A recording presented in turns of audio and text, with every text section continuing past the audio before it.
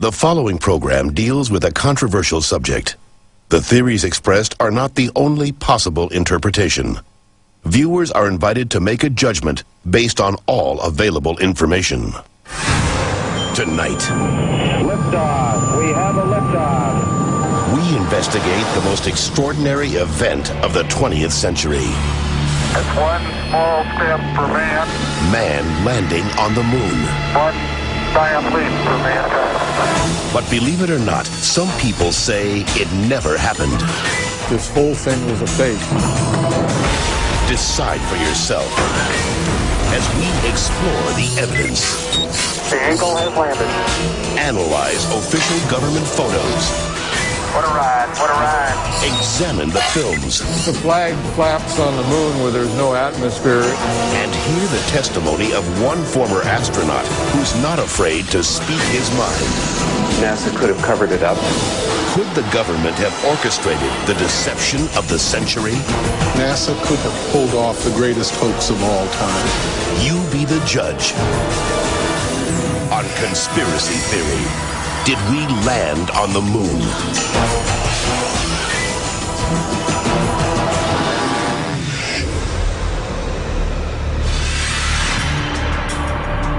On July 16th, 1969, America held its breath. 10, 9, ignition sequence start. 6, 2, 1, 0. All engine running. Liftoff. We have a liftoff.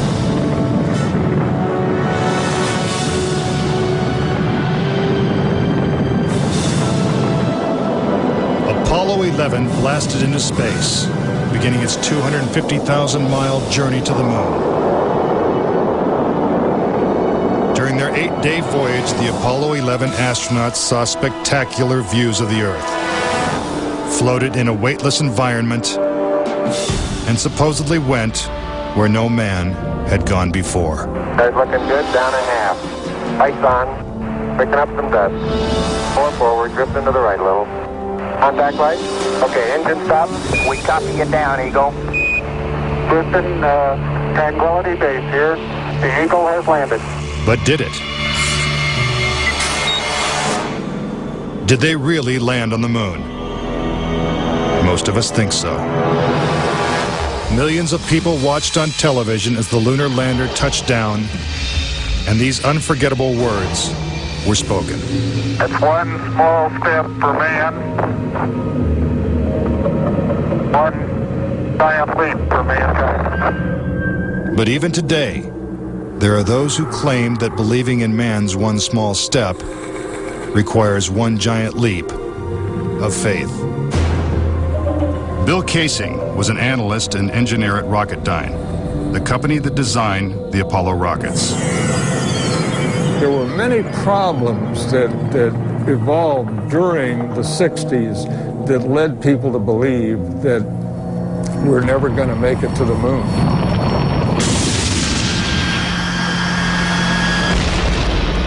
Three decades ago, when the world watched Apollo's lunar landings, Bill Casing was watching too. But what he saw on television, combined with his experiences at Rocketdyne, made him a skeptic. The whole thing then seemed phony to me. I think it was an intuitive feeling that what was being shown was not real. As he studied the footage more closely, he was shocked to find several inconsistencies. Casing observed that despite the clarity of deep space, the stars were missing from the black lunar sky. He saw the American flag waving, even though there is no air on the moon. And he discovered that there was no blast crater beneath the lunar lander, where its powerful rocket engine had fired. This evidence convinced Casing that we never sent a man to the moon. But NASA dismisses these charges. There are always going to be people who believe some outlandish theories, and the notion that we somehow were able to fake the lunar missions is pretty outlandish. As outlandish as it might seem, it has been estimated that as many as 20% of Americans believe we never went to the moon. But how could anyone think that one of the greatest moments in human history is a hoax? Is it really possible that NASA deceived the world? According to a former astronaut, it's entirely possible. Regarding the Apollo mission, I can't say 100% for sure whether these men walked on the moon. Brian O'Leary was a NASA astronaut in the 1960s and served as a science advisor during the Apollo moon missions. It's possible that NASA could have covered it up just in order to cut corners and to be the first to allegedly go to the moon. Was getting to the moon first so important that our government would consider faking it? To find the answer, we have to go back 40 years, to a time when America and the Soviets were locked in a struggle for world domination. People assumed that the nation that won the space race would win the Cold War. We defined that as being first to the moon. It was a time of more or less national hysteria. On October 4th, 1957, the Soviets terrified America when they sent Sputnik, the world's first satellite, into orbit. The New York Times had to publish an article explaining to Americans that it did not carry nuclear bombs that could be dropped on the city from that altitude. The American public's fear of nuclear annihilation intensified as Russia took the lead in the space race. House Speaker announced in Congress that we may be headed for extinction. Many feared that the Soviet Union's ultimate goal was to put a missile base on the moon. Meanwhile, America's space program was having difficulty even getting off the ground. The chances of getting to the moon and returning safely to Earth were something like 0.0017%. In other words, virtually an impossibility. What actually happened, in my mind, is that during the 60s, they said, if you can't make it, fake it. But if the Apollo missions were fake, how was this monumental hoax accomplished? According to Casing, the launch of Apollo's Saturn V rocket was real. It just never sent astronauts to the moon. The astronauts were launched with the Saturn V. Then, in order to account for their disappearance, they simply orbited the Earth for 8 days. And in the interim, they showed these fake pictures of the astronauts on the moon. But on the 8th day, the command capsule separated from the vehicle and descended to Earth, as of course was shown in films.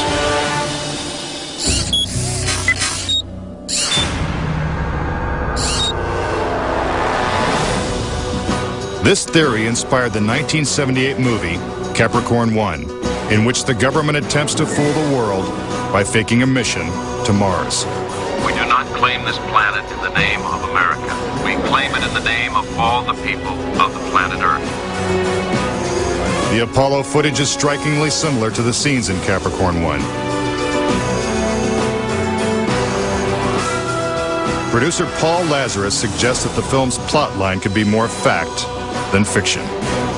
I believe, had they wanted to, that NASA could indeed have pulled off the greatest hoax of all time, never sent anyone to the moon, and recreated it in a television studio. And I believe it could have been done at that time. The technology was in place. The footing is solid. The surface seems powdery. Surface is fine and powdery. I can pick it up loosely with my toe. What we put up on the screen was our own simulated version of whatever we could do within a $4.8 million budget. But with NASA's $40 billion budget, Casing believes they had the resources to pull off a hoax if they couldn't make it to the moon. The reason I believe that NASA and the government faked the moon landing was basically it was technically impossible to do it. And they simply had to come up with some sort of alternative that they felt the public would believe. Casing theorizes that the lunar landings were actually filmed in Nevada's high desert, at the top secret military base known as Area 51.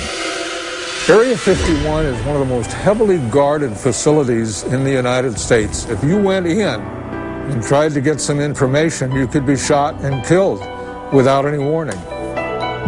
Russian spy satellite photos of Area 51 reveal not only a series of hangars that resemble movie sound stages, but also barren moon-like areas which coincidentally are covered with craters.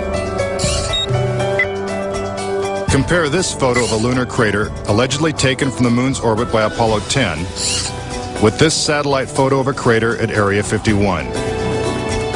Even astronauts acknowledge the similarity of the terrain. It has a stark beauty all its own. It's like much of the high desert of the United States. Could billions of people really have been fooled into thinking the Nevada desert was the moon? Casing believes it's possible, and may be the real reason Area 51 is so heavily guarded. This is a very secret base, and with good reason, because undoubtedly the moon sets are still there. And if they are, no one's getting a look at them anytime soon. Up next. Tranquility Base here. If the lunar module landed with 10,000 pounds of thrust, why is there no blast crater? Plus, was this footprint really made on the moon?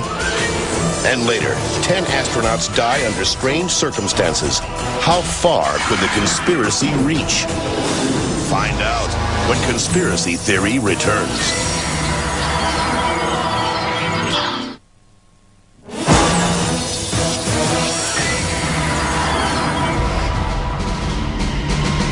We've all been led to believe that on July 20th, 1969, the Lunar Excursion Module, also known as the LEM, carried American astronauts to the surface of the moon. But could it have simply been a prop lowered by wires onto a movie set? Bill Casing says that this may explain the absence of engine noise in the official NASA footage.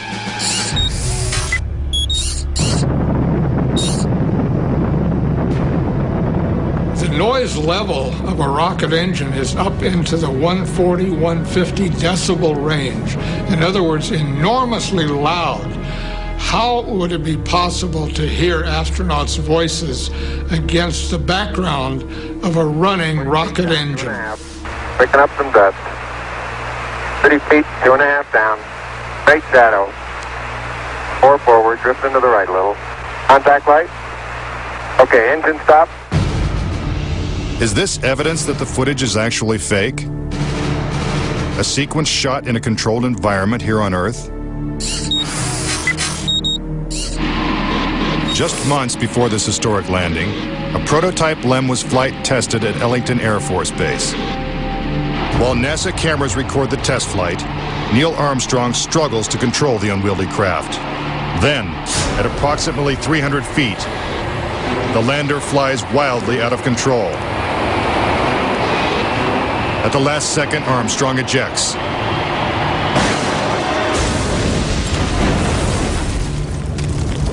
And floats to safety. If the lander was so unstable and difficult to fly in the controlled environment of Earth, then how could the LEM land 6 times flawlessly in the alien environment of the moon? The LEM had a single engine mounted dead center, and then they had little push jets, thruster jets, a couple of them up on top. This was supposed to control their attitude as they came down. Well, I'll tell you a secret. The instant you moved your tail in that cabin an inch, you would change the load pattern, it would begin to tilt, and it would start that thing spinning.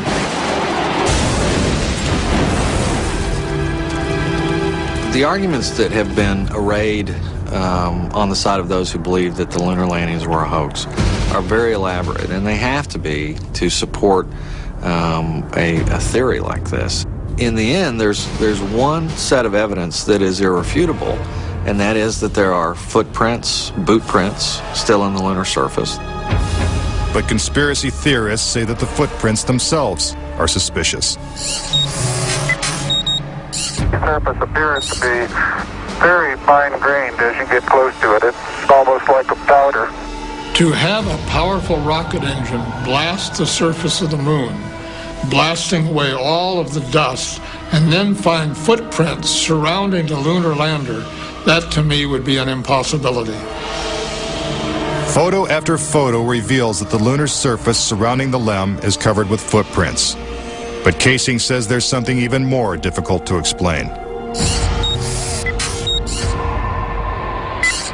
The fact that there's no blast crater under the LEM is one of the most conclusive pieces of evidence that I find supporting the hoax.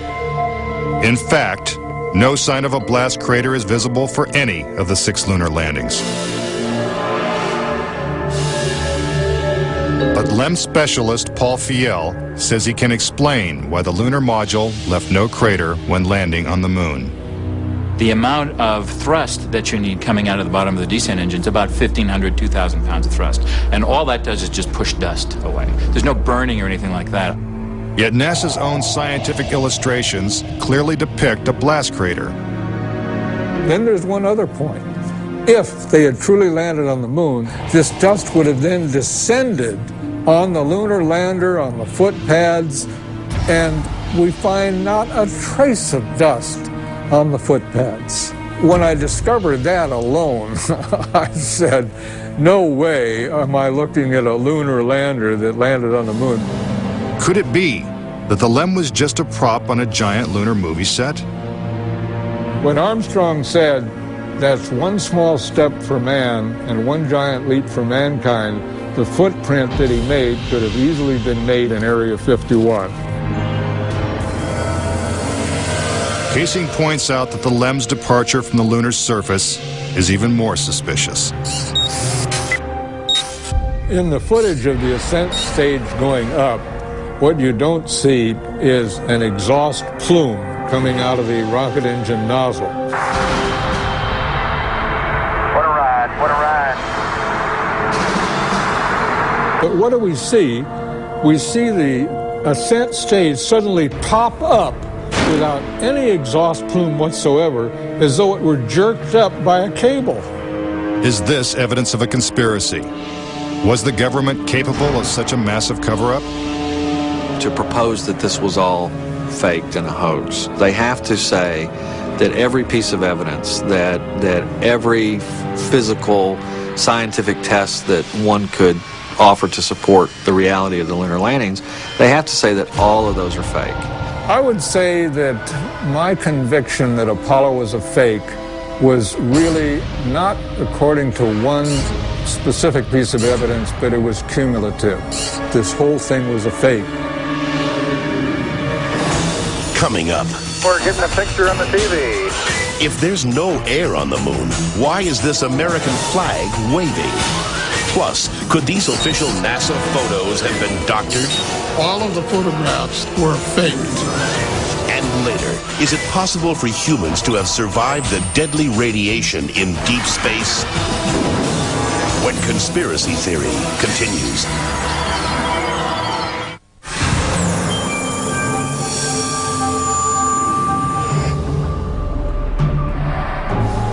If the moon landings were actually filmed on a movie set, then where's the evidence? According to David Percy, an award-winning filmmaker and photographer, the proof is in NASA's own lunar photos and video. Our research suggests that images of the Apollo landings are not a true and accurate record. In our view, the Apollo pictures were faked. Many of the images are replete with inconsistencies and anomalies. In fact, Percy claims that when examined, these images suggest that man never went to the moon at all. This famous scene of man taking his first steps on the lunar surface is one of the most recognizable in history. But why are such important images so grainy and hard to see? And we're getting a picture on the TV. You got a good picture, huh? NASA claims it's the result of 1960s technology. If you go back and look at it, The Apollo 11 mission was some pretty awful video by today's standards. These were ghostly images. It just did not look very real at all. And that was a function of the transmitter at the time, the camera at the time that we had available to us to fly on Apollo 11. But investigative journalist Bart Sabrell believes that NASA intentionally made the images hard to see. NASA orchestrated the hoax in a very unique way through television. They had one picture which they completely controlled, black and white, grainy, that convinced everybody we were on the moon. We had no reason to doubt it.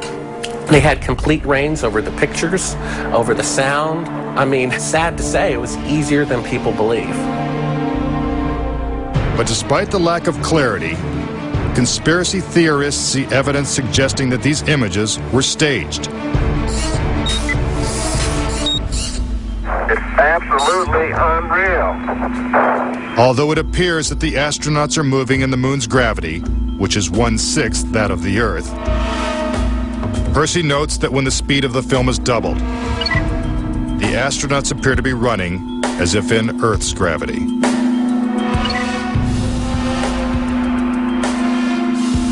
Also, when the footage of the lunar rover is doubled in speed, it looks as if it's driving here on Earth.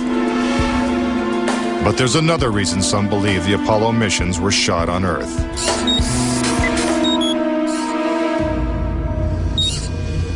If there is no air or wind on the moon, why is this American flag waving? The fact that the flag flaps on the moon where there's no atmosphere means that there must have been a little blast of wind out in Area 51 where they shot this. Could these questionable images simply be the result of astronauts struggling to plant the flag into the lunar surface? Or is there more going on than meets the eye? What about the still photography? Some say the design of the bulky spacesuits would have made it extremely difficult for the astronauts to operate their chest-mounted cameras. The man who designed these cameras is Jan Lundberg. Once on the moon, on the lunar surface, in the dress, in the life support system, you couldn't see the camera. They couldn't bend their head that far down. They had no viewfinder, they had to aim by moving their body. If the cameras were so difficult to manipulate, how were thousands of photos taken with crystal clarity and precise framing?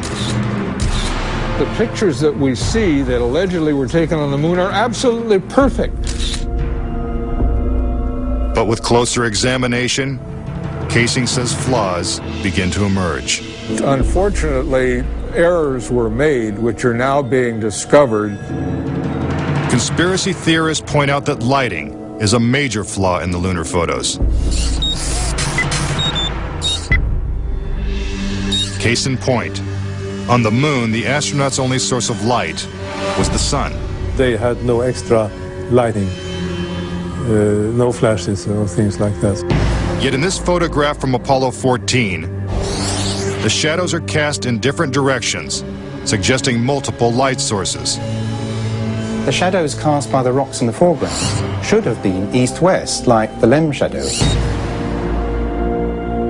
And in this photo from Apollo 17, again the shadows are pointing in different directions. Outside in sunlight, shadows always run parallel with one another. So the shadows will never intersect. Conspiracy theorists say it's not just the shadows that indicate the use of additional lights, but what has been photographed in the shadows. For example, here's an astronaut who descends into a huge shadow cast by the lunar module. Yet his entire body is still visible. How is it that he is not shrouded in darkness? Here's the same maneuver from another Apollo mission. Again, the astronaut is brightly lit in what is obviously dark shadow.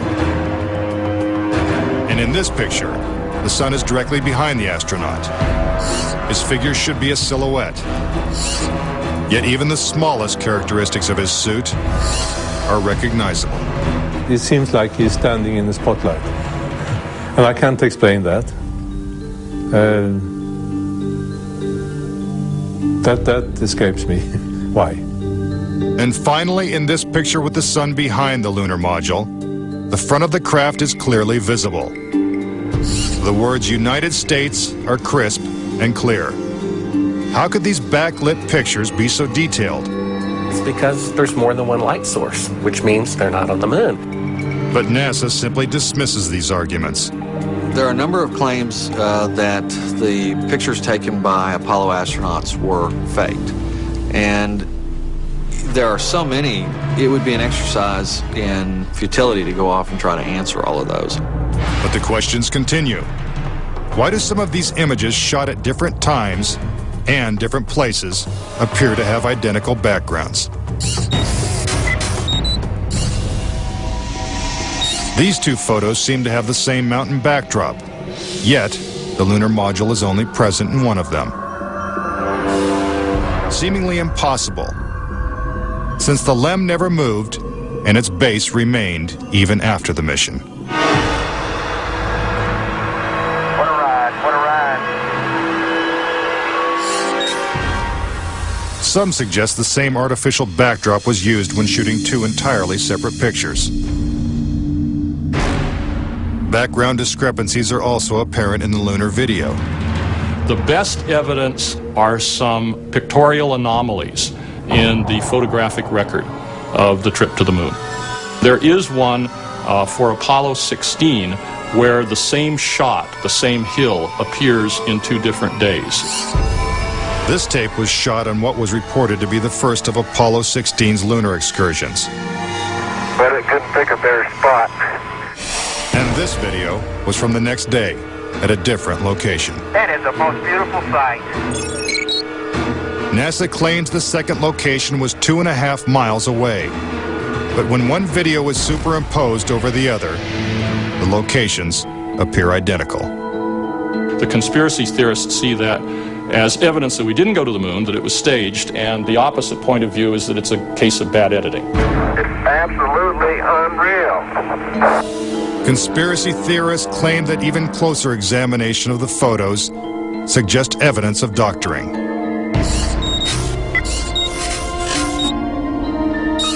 For reference, crosshairs were permanently etched into the lunar cameras, so they would have to appear on top of every image. But in this photo, a crosshair is behind a part of the lunar rover. This situation is impossible and has to be the result of technical manipulation and doctoring of the image. And in this photo from Apollo 11, the equipment in the foreground is covering the crosshair, not behind it. And in another from Apollo 12, the American flag is covering one crosshair and the astronaut is covering the other. When presented with these questionable photos and videos, NASA refutes the conspiracy theories. Some range from incredibly complicated to incredibly goofy. There are arguments that are wrong optically, they're wrong physically, they're wrong scientifically, they're wrong historically. There's a great deal of claptrap that is sort of woven in to these arguments. But despite what NASA says, conspiracy theorists still insist that Apollo was a hoax.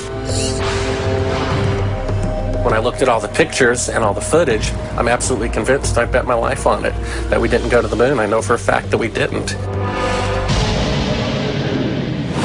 Coming up next, tragedy strikes the Apollo program. The program could be stopped dead in its tracks. 3 astronauts die in a pre-launch simulation. But was it an accident? He was going to blow the whistle on the whole project. And later, could the astronauts have survived a trip into deep space? Before they got 1/2 to the moon, they would have picked up a death dose of radiation. Next, on Conspiracy Theory.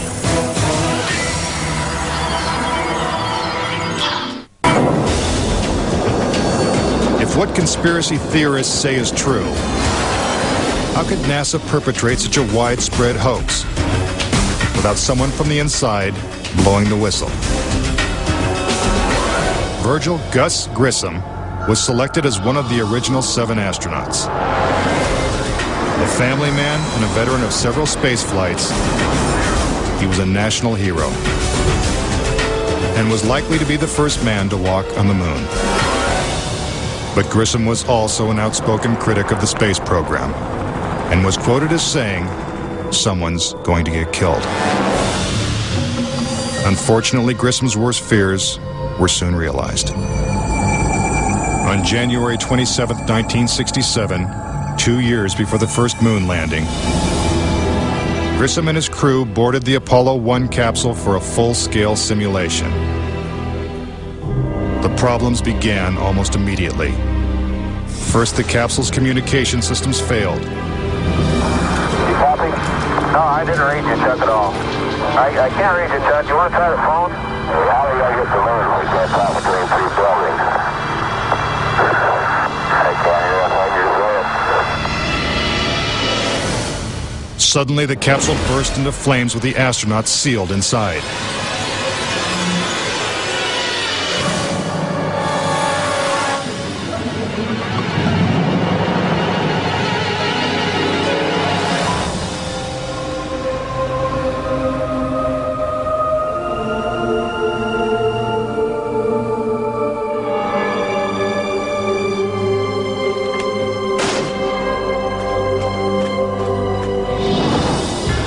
Tragically, Gus Grissom, Ed White,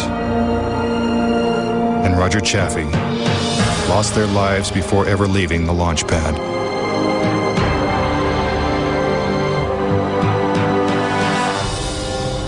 Gus Grissom's family believes the Apollo 1 fire was no accident.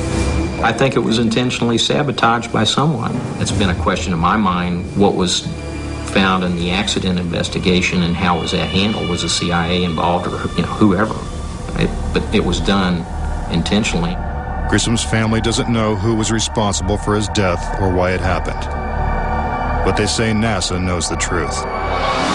Gus gave his life for this program, and I feel like that it is up to NASA to come forward and give us a direct answer to what really happened. Were Gus Grissom and the Apollo 1 astronauts victims of a tragic accident? Or were they intentionally silenced because they knew too much? We may never know. The cause of the fire is still a mystery, and the capsule remains locked away at a military base.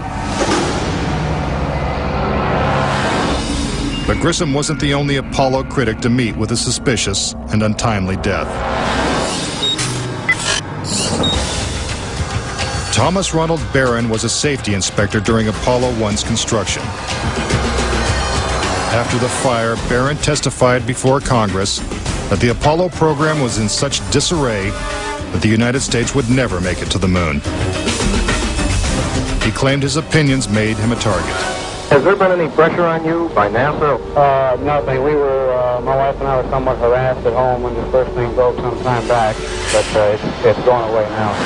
As part of his testimony, Barron submitted a 500-page report detailing his findings. There was a real fear that the program could be stopped dead in its tracks. Then exactly 1 week after he testified, Barron's car was struck by a train. Barron, his wife, and stepdaughter were killed instantly. I believe that Thomas Ronald Barron was murdered because he had the truth to tell about the Apollo project. Barron's report mysteriously disappeared, and to this day, it has never been found. But the Apollo program continued, and so did the string of untimely deaths. Between 1964 and 1967, a total of 10 astronauts lost their lives in freak accidents. These deaths accounted for an astonishing 15% of NASA's astronaut corps. To keep something that's a lie wrapped up and covered over, you've got to eliminate all the people that can talk about it. Could the government have gone this far to pull off such an elaborate hoax? NASA says it's impossible. There were probably 250,000 people who were directly involved in the Apollo program, and another 500,000 people beyond that.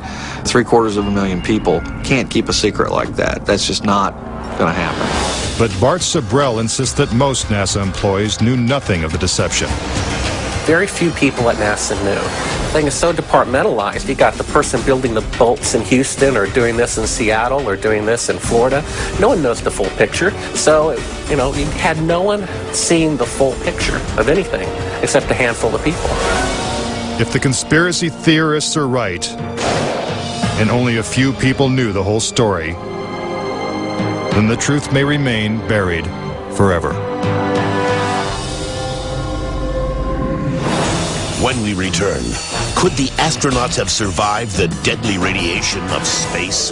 Getting them past the radiation belt would have been impossible. And a Russian cosmonaut breaks his silence when conspiracy theory returns.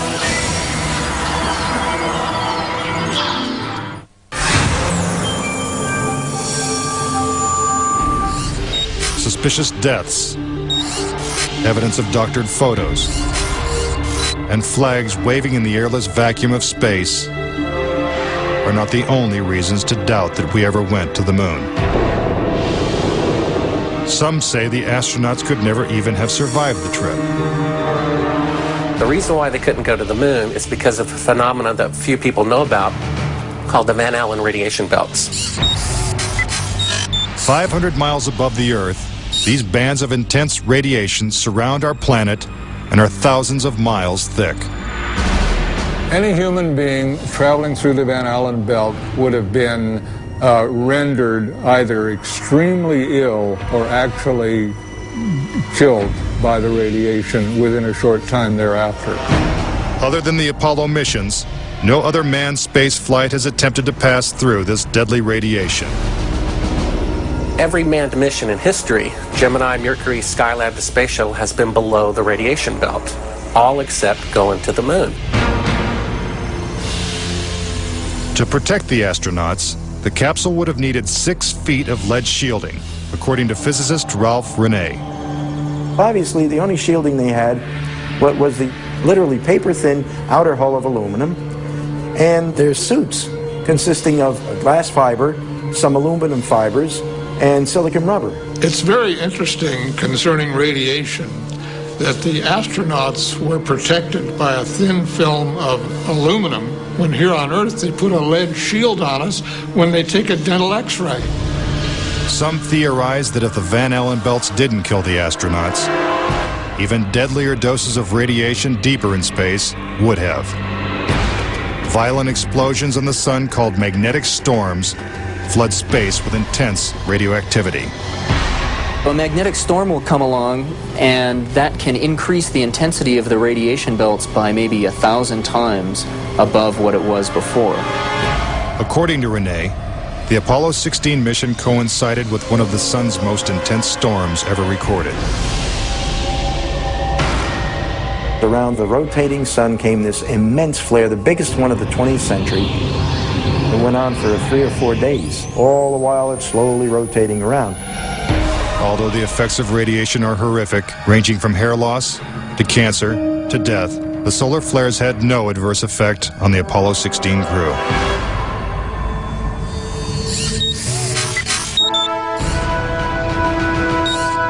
NASA had another problem, and one is that the moon's surface is totally inhospitable to man. If you do it in the dark, and that includes any part of the shadow of the spacecraft itself, the temperatures go down to 250 degrees below zero. In the sun, the temperatures go up to 250 degrees above zero. Rene also theorizes that the astronauts' liquid-cooled spacesuits could not have provided sufficient protection from the intense heat and radiation. But NASA maintains that this hypothesis is wrong. The claim that the radiation on the lunar surface would have incapacitated or hurt the astronauts, it's equal parts bad science and a bad understanding of how we went about designing the equipment. The spacesuits that they wore were incredibly tough and very resilient to lots of different things. If those suits do what NASA says they can do, then I want to see them suit up a guy or two, put him into 3 Mile Island, the pit there that's still hot, and have them clean up the mess. But they can't and they don't. The fact remains that no Apollo astronaut has ever suffered a serious illness from a trip to the moon. Could this be because they never left the safety of Earth's atmosphere in the first place? This is the main reason why the Russians never really intended to send the men to the moon. Was it the fear of lethal radiation that caused the Russians to abandon their plans to go to the moon? According to one of their chief cosmonauts, it was certainly a factor. Of course, we were worried to go out into the unknown of space. Of course, we were fearful. We had no idea how human would be affected by the radiation. We suspected that possibly the radiation could even penetrate through the craft itself. Are the deadly perils of space proof that NASA faked the Apollo missions? To this day, the Russians have never sent a man to the moon. And we have no plans to return. A final word when conspiracy theory continues.